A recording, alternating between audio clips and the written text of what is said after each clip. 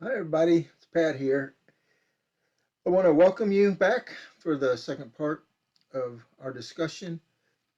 I want to welcome you to Tropos Home Discipleship, where ordinary people discuss the Bible because we love the Bible. We love the Word of God. And we do this in hopes that you also will gain that kind of love for the Bible and that you'll read it and you'll get in it and allow it to change your life. It has ours, and that's our hope and prayer. So I hope you enjoy the next part of the discussion. And the way we do these, we just do the whole thing all at once and then I cut it in half. So that's the reason why on this part it's like you come in on the second half of it. But the you'll catch up if you have to listen to the first part again and then listen to this again. But anyway, comment. Let us know what you think. Talk to us. We look at the comments and we see what we need to respond to. We thank you all for joining us. We appreciate each and every one of you. So enjoy. Anyway, Yeah.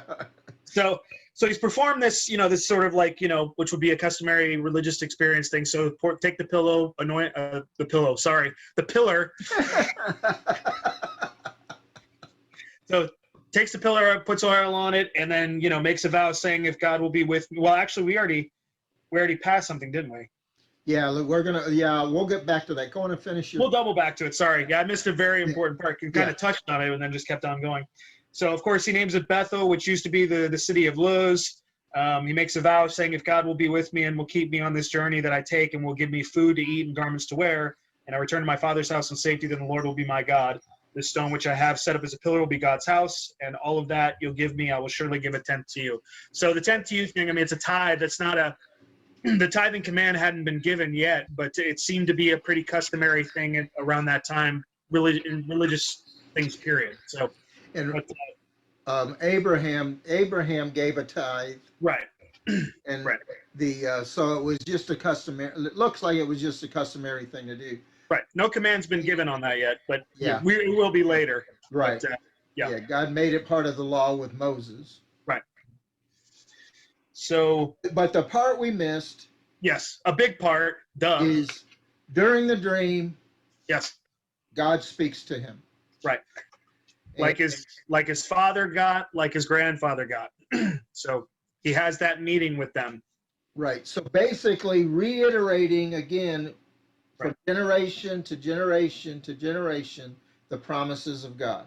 right. So he basically said, why don't you go on and read that, Mike? Or Right, because up until this point, I mean, you know, Abraham's obviously met face to face with God at this point on many occasions. Isaac met with him as well. So, I mean, Jacob knows of this God, obviously, through the passing of his grandfather and his father and all that stuff, but he has not met him face to face in this fashion yet.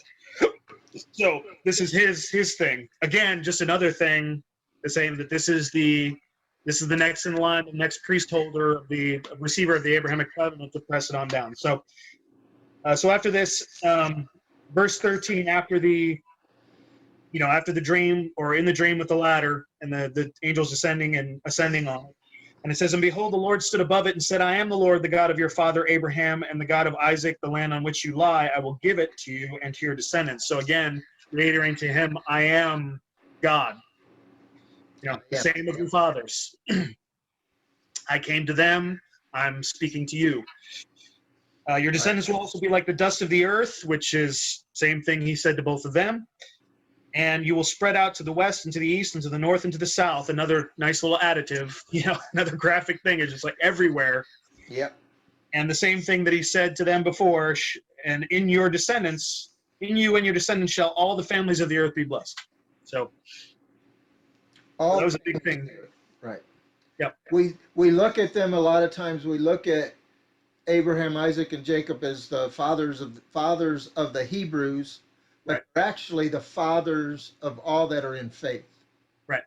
And so that's the reason why it says of all the families of the earth, not Right. just that one um, section.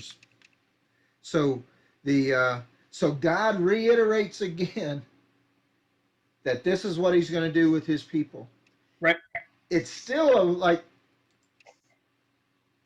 450 years off, Right. or so before the Exodus, before anybody starts to see any of the fulfillment of a lot of this stuff. You Right. know, Jacob does live in the land with his kids as he starts having 12 boys. The Right. you know, but Yep. but they don't. But it's kind of short lived. Yep. But but he fulfills the promise later on, and the interesting thing to me is that their faith is so strong to know that God, and I guess it's, I don't know if I should say this or not, but maybe it's easier to have the faith whenever God speaks to you specifically, like like that. He appears right before you and tells you this stuff. It's like, I mean, I have a feeling it helps, yeah.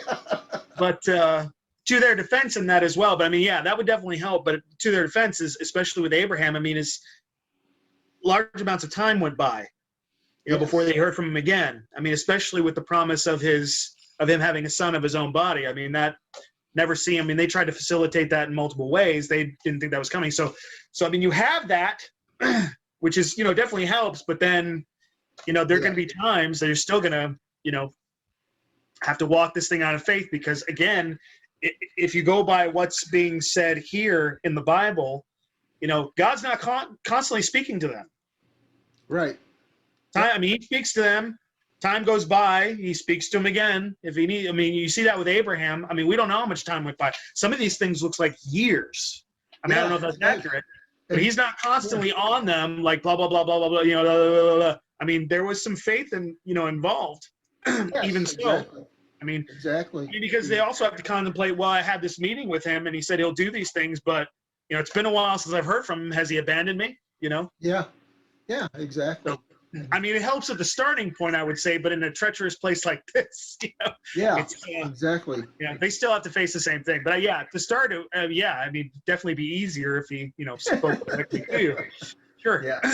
that helps in some ways, but you see the back and forth kind of here when you go to 15, and he says, "Behold, I am with you, and will keep you wherever you go, and will bring you back to this land. For I will not leave you until I have done what I have promised." And then you jump over to what Jacob says at the end, and says, when he makes the vow at the end, if you give me food, he brings it down to like, obviously practical need. Because obviously these are the most important needs. They still are to this day, but they're really, important then. If you'll give me food to eat, garments to wear. I mean, there's not the local discount clothing store or the grocery store. So, these things are done the hard way. Meet my basic needs, then yes. And so I read in some commentaries, it was just almost like it seemed like they were contemplating, well, is he not really showing faith God by asking these things? To me, I see more of a back and forth. I see like, I told you I will be with you wherever you go, and he just basically like responding that, saying, well, if you will do these things for me, as you said, then you will be my God, and I will follow you. So, right. So, and then he says, I'll give you the 10th. So, almost like an affirmation of his. Yeah. That I mean, I could be wrong, but that's how I see it. Yeah. So, that when you read that, feasible to me. It sounds. Yeah. I mean, we have no idea. I mean, obviously, we can't have any idea what was going through his mind, but seeing this vision, obviously, it was very vivid. The dream was very vivid and that it obviously had a big impact on him. Right. For him to come and to take that comfy pillow and make it into a pillar, I mean, like on the spot. I mean, this guy responded right away. Right away. Well, also, and something that also to mention about when you think about it is, as well, is you don't have, I mean, this guy's imagination is not filled with things. So, for instance, we have just in almost infinite amounts of entertainment. We have infinite amounts to access to all these different creative, imaginative entertainment sources. So to us to have a dream like that, we would probably question it and be like, well, it's just a dream. I've seen versions of this and all kind.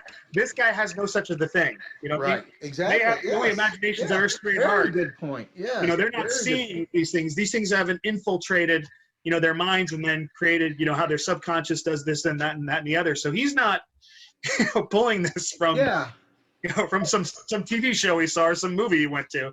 So yeah. So when something like that happens, I'm sure, probably startles you, makes you stand. Obviously, they were dreaming. I mean, obviously they knew, they dreamed, and subconscious did whatever it does. I mean, I don't know that they really even still understand dreams to this day, other than the fact they know that if you don't dream, you'll go cuckoo and so you got to. It's almost like a subconscious release, but they still don't know. But just that, I was just thinking about that. It's just like they don't have. There's nothing going in other than maybe people telling stories, but it's not. Yeah, but they don't have the stimulus we have today. No, they don't. There's not the outside stimulus. That's for sure. Right. And so that's a very good point. And so when he sees this, it's real to him. Right. It is obviously the real thing. It's like you say, he's not going, well, was it that pizza didn't sit right? Or I was just gonna say it.